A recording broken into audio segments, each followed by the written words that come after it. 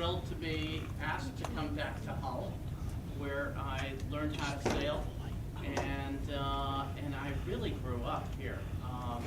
My mom and dad moved to Cohasset a month before I was born, and however, they were deeply entrenched in Hull. My mom was a summer resident, and my dad was a forever townie. My dad grew up on the corner of C Street and Nantasket Ave, and he was firmly planted in Hull. And in fact, my mom's family was all upset when she married a townie because, let me tell you, it was like a big move. And but I was very lucky to be able to come into a situation that had been really set up by some folks who had leadership in their eyes, the generation before me. So I'm going to go through some slides of old pictures we have, and I'll kind of tell the story of how it affected me. How old am I? 57. And as I grew up through this, I didn't really understand how much had been handed to me by the prior generation and how much we were handing off to the next generation. And I'm not sure how much has actually stuck since I left. I must say that Sue and I got married 31 years ago, and we lived our first year and a half in Hull, and then we left, and we were still involved for quite a bit with 110s and a little bit with 210s, but then we kind of faded away, and we're not really sure what happened since. But I know that I keep hearing from people about how wonderful Hull is to invite youth to keep sailing, and really youth is the key to sailing, and it's nice for adults to still be involved with it, but if you want the sport to live, you have to keep inviting youth in to fill those roles. And in fact, I think it's very important to do what my folks did and what their predecessors did, which is hand them a boat and set them out on the ocean, because that's the only way they learn how to deal with life, is by playing in boats and dealing with teamwork with their friends and having to figure it out themselves and not being told what to do in what circumstance, but figuring it out. So with that, I'll try and tell you a little bit about my story, and I really want to invite the audience to speak up, and I certainly want Eileen Struzieri to come up here and tell a few stories, because we were great friends growing up, and I know we have a lot to share. And unfortunately, my brain's mostly gone, and I'm sure Eileen's is still sharp, and she's got some ideas of what really went on. But let me go through this. So again, the whole idea of getting people comfortable on the water is to cut them loose themselves, and not actually give them instruction all the time, but let them figure it out themselves. This is, I don't know when this came from. Unfortunately, we've moved probably 4 times since we got married, and my mom's moved once, and my sister's moved 3 times. And every time you move, you edit, because it's a horrible thing to be carrying out all those pictures and books. So I'll give you what we have left, and this is a little essay I wrote, and I'm guessing I wrote this when I was about 8 years old, and my first day sailing was in Quincy Bay Race Week. We were at the starting line, and boom, the cannon went off. There were 70 starters. We rounded the first mark. We had the spinnaker. I heard a snapping. I looked at the tiller. It was breaking. I told the crew to take down the spinnaker and the mainsail halfway. We started for the dock, but the tiller broke off. A kind man came up and towed us in. The next few days we got first. We won the prize. I don't know how old I was, and I'm sure that wasn't really true, but it was funny. It was in one of Margie's scrapbooks, and we grabbed it. But when we were growing up in Hull in turnabouts, it was really cool. There were so many kids sailing turnabouts, and there was fun at all skill levels. you didn't have to be an expert. There was fun at the beginner level, at the intermediate level, but most of all, there was fun just kicking around with friends and doing crazy, stupid things together, like flipping over rowboats and throwing people in. We threw people in all the time. Throwing people in was a regular thing. And as you can see from this old picture, nobody wore life jackets. Nobody wore life jackets. No. I think that's a picture from Quincy Bay Race Week. So this is how sailing really got going in Hull. At the end of, I believe this is at the end of Q or P Street. K? K, okay. Lee Quinn and his dad and a bunch of friends, Mr. Rittenberg, I think, was involved, the Coplows, they decided to buy 110s. And they bought a bunch of 110s, and they invited everyone to come sailing in them. And 110s were the new boat. And it was a way to get kids to go sailing. So they had a bunch of 110s, and they floated them down into the water. And they had very cool color schemes. I mean, talk about art. The sailors of that day and the owners of these boats, they really knew how to paint their boats. It was gorgeous. Now everything is ugly vanilla. And that's actually a picture of Lee Quinn's boat, 110 number 1.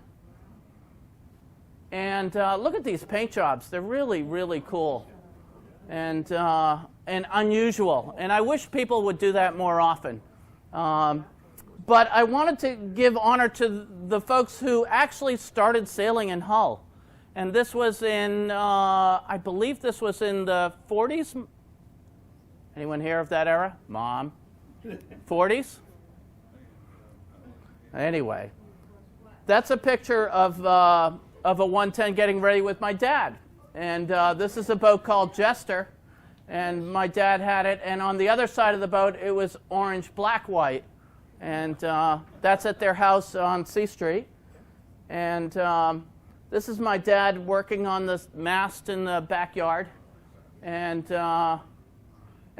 you know, this generation, they not only went sailing, but they all rebuilt their own boats. And they made their boats a piece of art as well as a beautiful functioning thing.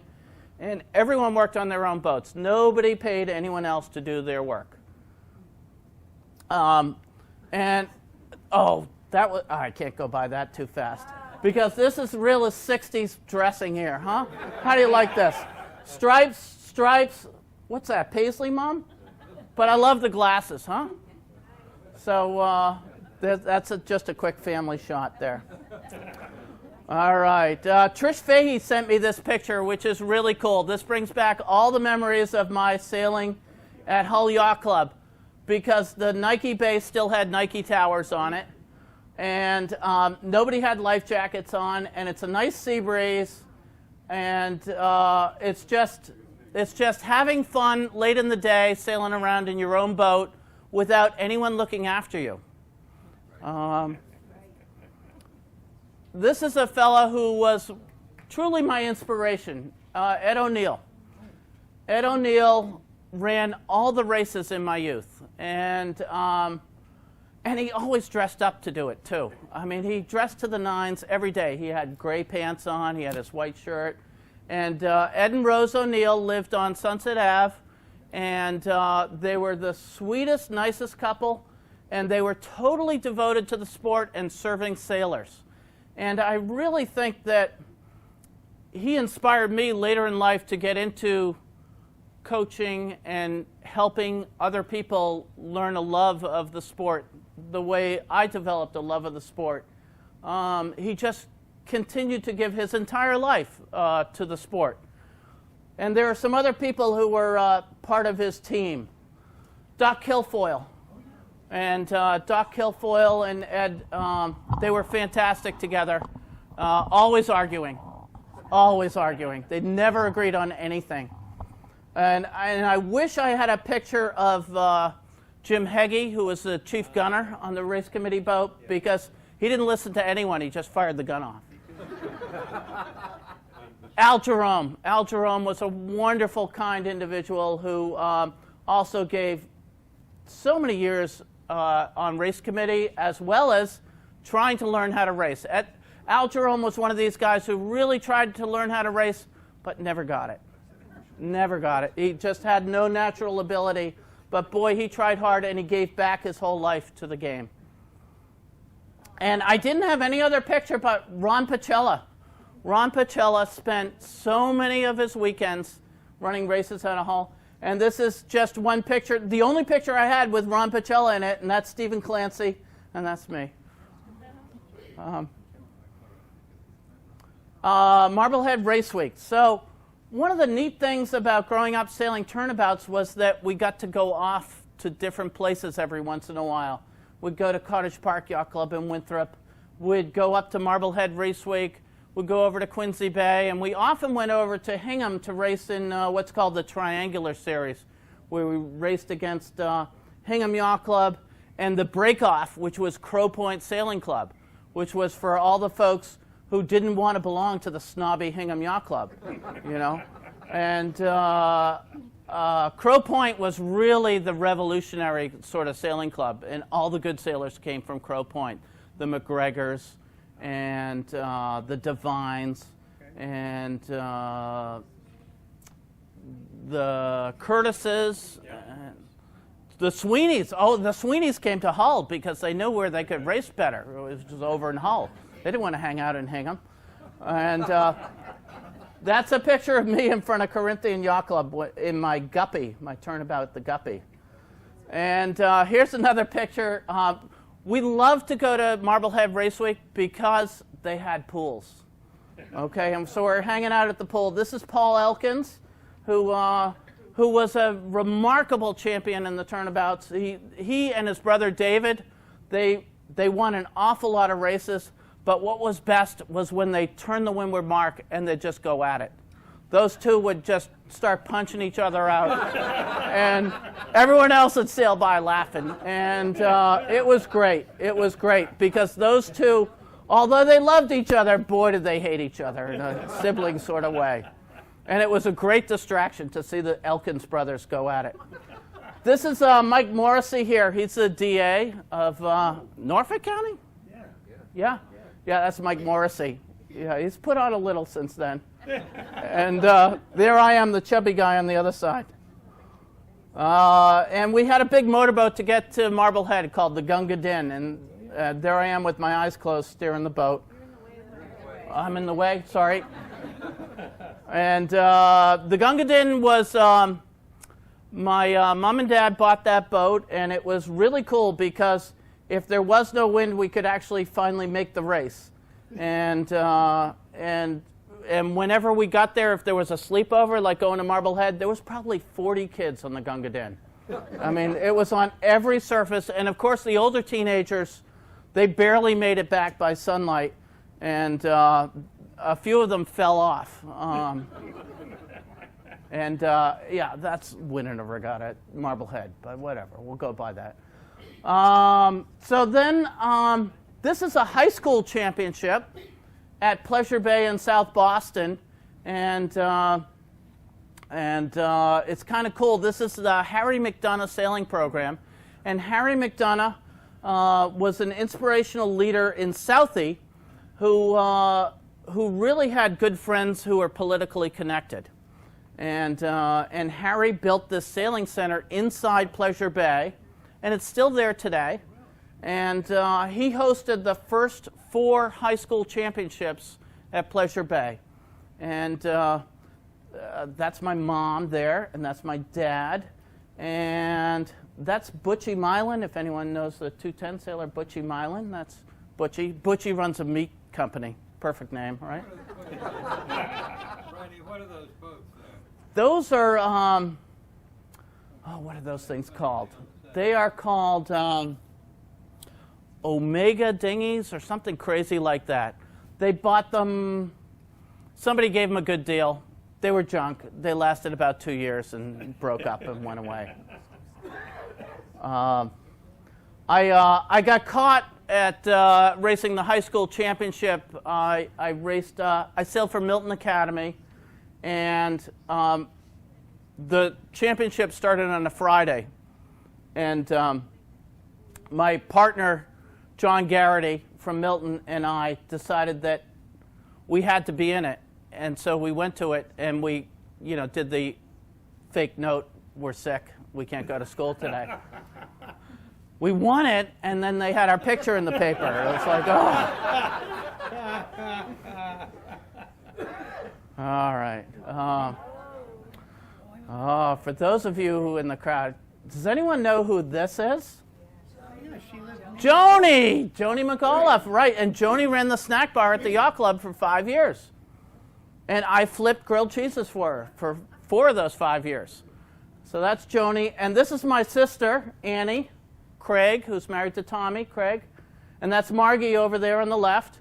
And Annie, who won't let her son get a motorcycle. There she is on a bike. I'll just throw some random pictures here. This is a really early 110 sailing, and I'm sailing with Chris Harney here. I cropped it wrong, but Chris Harney was a really good friend of mine from the end of T Street. I spent so much time at the end of T Street in my youth. Oh boy, it was dangerous. And then a little later, I sailed with Greg Arnold in a 110. So now I'm getting into my teenage years here. And Greg was a fantastic crew, wonderful guy to be with. What was cool about during our time there was that we'd have Saturday races in Hull, and they were kind of a Hull, Hingham, Weymouth sort of thing.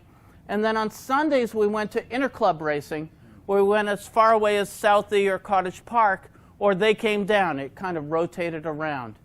And it was very cool because if the race was in South Boston, you needed to be at the yacht club at 8 a.m. and start rigging your boat and go sailing. And if you showed up at 8:45, you weren't going to make the race. You needed to get there. And there was no mom or dad there to push you off.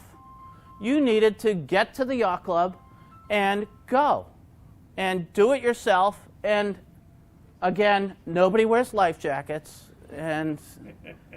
But we figured it out. And I think that era was kind of rewarding to the youth because you had to learn your own skills of leadership and taking control of dealing with your whole day's activities. And if you went without a sandwich, oh my gosh, you were hungry by the end of the day. You were hungry by race time. But Greg was a wonderful partner in the 110s with me, and I love sailing with him. We had these little hooks on the side of the boat called guy hooks that you put the windward sheet under. And when I was sailing with Greg, we kind of learned how to pump the spinnaker. And Greg used to bend these guy hooks back. He was so strong. And I had to replace them every 2 weeks because Greg kept bending them back. It's like, Greg, he said, Fran, we're going fast. It's like, yeah, well, I'll go buy another. Yeah, no problem. He was a great guy to sail with. Great classic picture. This is Billy and Tommy. Craig in the Wild Thing, and that's a very vintage picture. That is really old. I'm surprised Billy isn't smoking a cigarette, but. And that's Tommy with his dad Ed on the porch, and I think that's Bobby Slattery, right there. Okay. And Linda behind. You're right. Absolutely. Yep.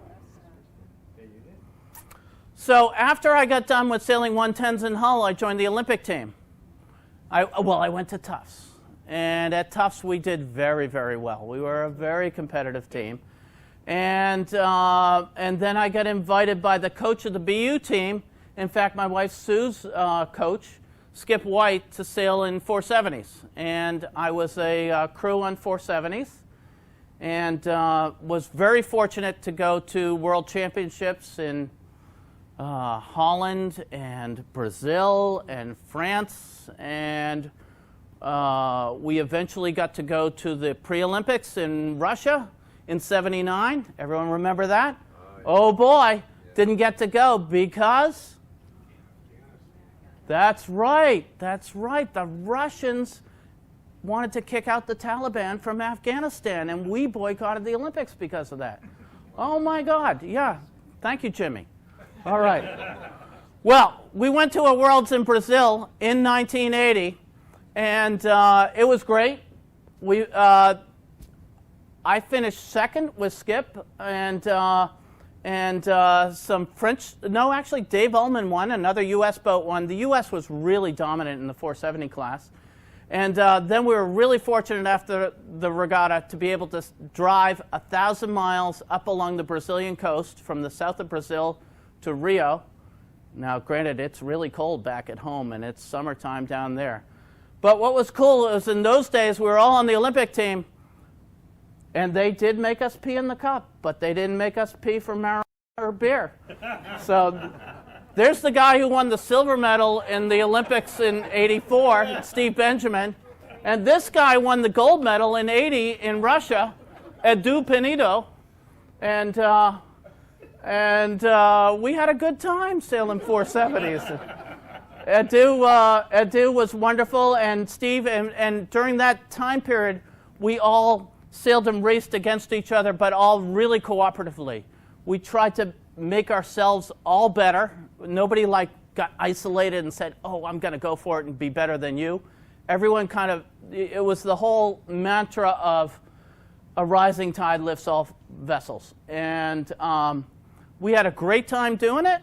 And although we might be smoking a doobie on the beaches of Brazil, we were pretty serious about our sailboat racing. And we all built our own boats.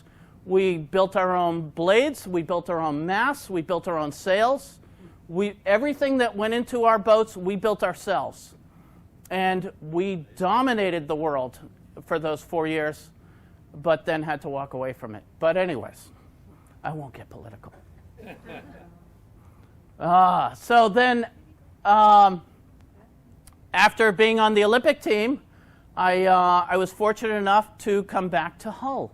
And I eventually lured Sue Southworth from Scituate to come back and work in a mast shop with me on the corner of A Street. And we were on the bay side, and we built masts. We built masts for Olympic team sailors. We kind of cornered the market. And then we bought a boat. I bought a boat with Fitty Clancy. That's Fitty on the left there. And we called that boat the Cure, and had a good time. That was a chrome-plated 110. We put metallic mylar on the sides, and it was a pretty cool boat. So, yeah, the Nike base is gone, and people now call it Spinnaker Island, but I still call it Hog Island. All right, that was the mast shop, and that's Sue and Tommy Robinson there, who worked in the shop with us, and Biscuit? Biscuit, yeah, Biscuit. Biscuit used to like to eat poodles that walked by the end of A Street. Ed Putnam, I'm sure some of you know Ed Putnam from the yacht club. That's Ed. Ed worked at the mast shop with us, and that's Sue in her younger days. Must be the cocktail hour. And it was a cold shop, too. We had a wood stove. And that's Drew Slattery and Jackie Slattery and Laura Dolphin, who's now Laura Manning, and Stephen Clancy. And I think that's Timmy Manning down there. Yeah. And that's the shop. It used to be the old Lobster Pound. And that was a 110 that we were rebuilding at that point. That's all covered in micro balloons before we sanded it off. Oh, what a mess that boat was. But anyways. But we were very proud to be there and proud to be part of Hull. It was kind of cool. It was a very depressed time. We graduated from college in 81 and started this shop. And a lot of people were unemployed. I think we had like 22% unemployment at that point. It was really not good, but we were trying to eke out a living down there and having fun doing it. And there's that same boat. Couldn't afford to get it off the trailer any other way, so we just tied some saplings together and lifted it up and stripped her down. And then it became a beautiful boat. So we tried to get back to the way our elders had gone sailing, with art. So we did this black and white and black with a natural deck. And that boat was called the Orgasmatron. It was a pretty boat. That's my father-in-law, Bill, helping me out, figure something out. And that's its maiden voyage. Everyone knows where that is. What was interesting about sailing in Hull was that we had a great program at the town pier right next door. And the town pier program was a program that really catered to the kids who were down there just for the summer or for a week or two, staying with relatives. So, but it was always run by kids who were also sailing at the yacht club. The Leuenbergs ran it for a bunch of years, and then I think Jackie Slattery ran it for a bunch of years. I can't really remember who else was involved with running it, but it was very active, and it never let up. And the town was very supportive to keep that going because it was really helpful to introduce people. And then if they liked it, they'd probably jump on over and join the program going on at the yacht club. That's the Otron, as we like to call it, going upwind. It was a pretty boat. But God, was it slow. Yeah, it might be pretty, but if it's slow, you got to get rid of it. Oh, my God. So Sue and I also developed a great affinity to get back into sailing in the wintertime. Because if you want to be a good sailor, it's not just a seasonal sport. You have to do it year-round. You cannot get good at anything if you take time off from it.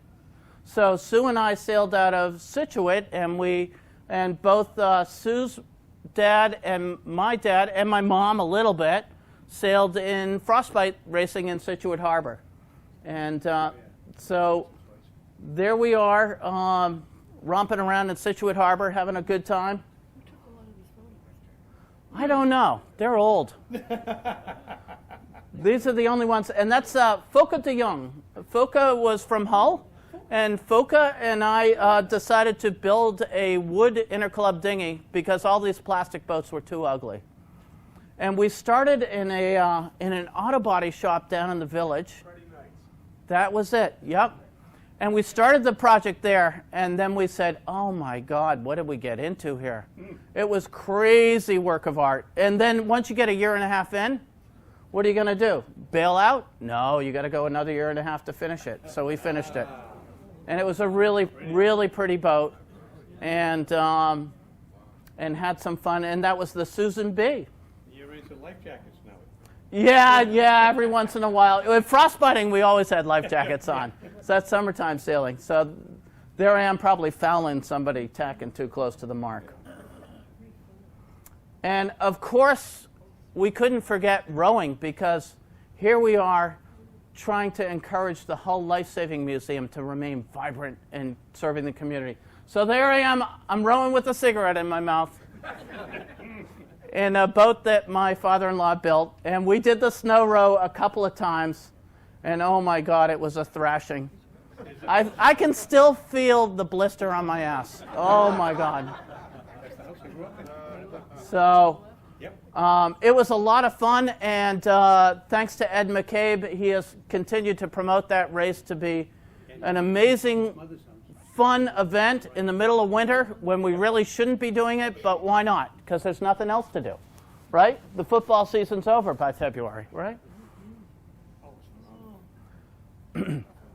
Now, this is my daughter Bridget in the Egalité.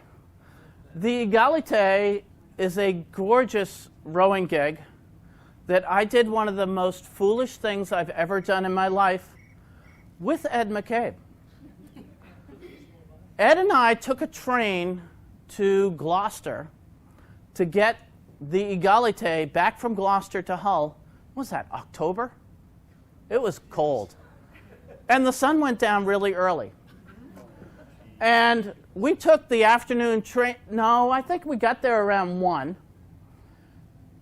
And There were supposed to be other people and nobody showed. nobody showed, and it was just Ed and myself. And we had to get to Hull that day. We didn't have a towboat. We did have life jackets. I want a radio. No, we didn't have a radio. So, Or lights. or lights. So we left Gloucester Harbor, and it was blowing about 20. And by the time we got out into the middle of Mass Bay, it was blowing about 30, 35. 8-foot waves from the left. And we said, well, what the hell? We can't land anywhere. We might as well just go for it. So we sailed to Hull that night. And we just barely missed the QE2 coming out from what was like Macworld or something like that. They had been parked in at the Trade Center in Boston, and they came out, and it was like a city coming at us. And Ed and I were saying, they don't see us. It's like, well, let's hope we miss, because we couldn't steer this thing. We were just sliding downhill on a northeast storm from Gloucester to Hull. And we went over the sandbar between Boston Light and, what the hell is the name of that other? Bug Light. Yeah, I think it's Bug Light. We went over that sandbar. We kind of bumped on the way over it, but we made it. And we stuck the boat in through Hull Gut, and we had to sail all the way to Bumpkin before we could tack and actually make it up to the Life Saving Museum. And Sue was not too happy with me that night. I bet your mom wasn't either. You were getting married 2 days later, weren't you? Yeah, something like that. Was it? It's why I don't go near your mother ever. So that's my story about the Egalite. And it was one of the stupidest things I've ever done in my life. I've done a lot of dumb things, but that was really dumb. But we made it. And if your children ever try anything? Oh, they're all on their own. They're all on their own. It's fine. They got life jackets. This is Gracie sailing a 210, because we then moved on to 210s at that point in time. And yep, we had a great opportunity to buy back the fanfare from the Robinson family, who owned it in Hingham. They owned it for 20 years? 20 years? Let me think. No, maybe only 15 years. From when my dad got very sick in his last years and lost his vision, and eventually had to sell the boat. And the Robinsons bought it, and he had one provision, which was, if you ever want to get rid of it, give us a first option. And so the Robinsons called up my mom, I think, and said, this boat, I don't think it has it. It's not very fast, and we're going to get rid of it. Do you want it? And Margie said, sure. So we bought fanfare back, and you know what happens when there's a challenge. You have to teach people a lesson. So we won a few trophies. We won lots of trophies with that boat. And fanfare, it took us a year or two to get used to it, but we had a lot of fun with it, and all of our kids growing up grew up with that boat, and yes, we won all their trophies many times, and then finally the vibe was getting a little rough. It's like, okay, time for a new challenge. And but the boat actually stayed with us, and we sailed it out of Hull for a number of years with the working jib, and it was a lot of fun. And I think we really enjoyed having fanfare in our family for a second period of time there. But it was especially nice to beat up on all the people with the new boats. And yeah, we did that pretty handily. Yeah. But what was wonderful was, as this was going on, our oldest son, Brewster, was getting more comfortable at sailing, and he decided to try winning the under 14 state championship, the Wood Trophy. And this is Sue Epstein, another inspiration in my life. Sue Epstein grew up here in Hull. Her maiden name is Rittenberg, and And Sue went on to become the head of not only of mass-based sailing, but then U.S. sailing. And here she is presenting the trophy to Brewster, who became a 3-time winner of the under-14 state championship.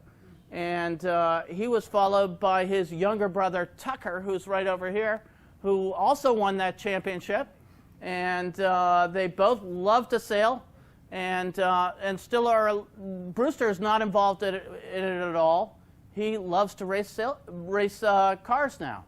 So he's still got the bug, and fortunately he stays in touch with it and understands it. But he'd rather keep his arms a little further back and stay away from that. Every once in a while, he likes to turn the key and push the throttle and go for a motorboat ride. But I was very proud of that moment. And as well as Tucker. That's Brewster and Alden getting hosed off at MIT. The Wood Trophy is always held at MIT. Starboats, after getting the vibe from the 210 class, moved on to try Starboats. And Starboats are a lot of fun. I must say I've never been so challenged physically in a boat as I was in a starboat, and it's a lot of fun. So if you ever get an invitation to go sailing in a starboat, you should take it.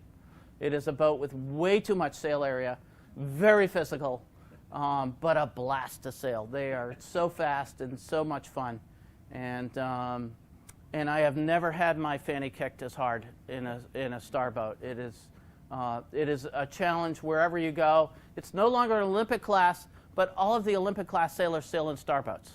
So when they're doing the Olympic class thing, they always come back to starboats to really get their butts kicked and really, get centered. It's a great boat. It's too bad it's not in the Olympics, but it'll continue to go. This is Tucker again sailing in the Junior Olympics right off of Hog Island and having fun. And this is MIT. I realize this talk is about Hull, but MIT has really been a part of my life for 23 years. And I sailed 4 Wood Trophies at MIT. I didn't win any of them. Couldn't get there. But it's a wonderful place. And MIT is very different than other college sailing sites. We have open sailing 7 days a week, and we teach over 2,400 students a year how to sail. And we also host more college regattas than any school in the country by a factor of 2. We host some high school teams. We host other college teams. But most of all, it has the vibe that's important to keep people coming back to the game. It's comfortable and relaxed. And if you want a challenge, you can get it. We have a foiling moth. We have lots of sailboats. We have way too many sailboats. That's a picture from the air. We have FJs down this end. We have a foiling moth. We have fireflies. We have 30 tech dinghies. We have catboats that we use for recreational sailing, big catboats with gaff rig. And our annual membership is around 3,300 students and staff and faculty per year. It's a pretty cool place, and the racing program in the evening is open to anyone. So anyone can come join us it's ridiculously cheap. It's like $75 a year. It's crazy cheap. But that's good because we want to serve the community. But we also like to help out other people and get them going. We try to help sponsor Special Olympics. We try to reach out and do the Wood Trophy for under 14-year-olds. We do high school championships. We do a lot of high school sailing championships. And it's nice to be able to keep giving back, because that's one thing I've learned from people like Ed ONeill and Ron Picella and Al Jerome, is that they always gave back, and they felt really good in doing that. And And I like to think that it will continue with the future generations, that people will understand that what goes around comes around. And here's a quick picture. I was fortunate enough to get inducted into the College Sailing Hall of Fame on the same day as my coach. That's Joe Duplin, who was the Star Class World Champion from Winthrop. And it was really cool ceremony. And I just thought I'd toss that in there. Joe's still doing fine, hanging out in Winthrop. He will never leave Winthrop. And in the summertime, Sue and I now live in Maine and run a yacht club up there called the Northeast Harbor Fleet. It's a fun place, and that's our motorboat, a 1949 Roger Rich motorboat that we love to toot around in. And it's a cool place to sail. And this is Tucker and Emma in our Looters 16. This is up in Maine. It's a step back in time. It's interesting. We have these cool old-fashioned boats. This is a Looters, and there are lots of IODs up there with wood masts. And it's a very competitive game in old-fashioned boats. And what's interesting is up there we've tried to tell the poor people of Northeast Harbor, Maine, that they have to reach out, and that's a little difficult for that crowd. You know, they're from Philadelphia. They're not used to that. But what we have is we have the youngest fleet of IOD sailors in the world. The average age is around 30, maybe 28 of skippers and crews. So what we've done up there is we've not let the youth be isolated. We've brought the youth in. So the youth go sailing in boats, and we make sure that they get to drive the boats. They're not just invited onto boats to be crew. They're invited to actually drive the boats. And we're encouraging parents, buy your kid an IOD. Yeah, it's a 33-foot keel boat, and they're only 13 years old. But my mom and dad let me take the 210 off the mooring when I was 10 years old. It was blowing 30, and sailing class got canceled. Well, I guess we couldn't go water skiing. Let's take the 210. Okay. And I think it's really valuable that you set the youth free and don't hold back on them. Let them have it. Don't hold back. Don't hold their hands. Just let them do it. They'll figure out what's right. And if they do it wrong, well, they'll only do it wrong once. So those are Looter 16s. So here's the final old shot I could find. Was 11 years old and went to Cottage Park Yacht Club and won their Labor Day series. Got thrown in at low tide from the hoist. You can see there aren't too many adults around. And again, nobody wears a life jacket. All right, and it was a lot of fun. And I, although I think there are some needs for some safety rules, there are also a need to actually back off on that and let kids figure it out. Encourage the youth to do it on their own. Don't hold their hand. Push them out there. Let them figure it out. And teach them how to work on boats, too. It's an important skill.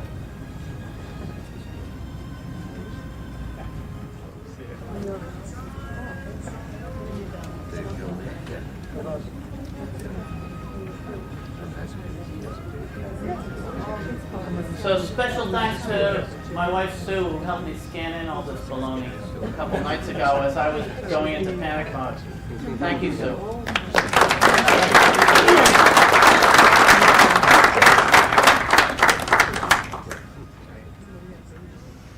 Not these pictures. Great.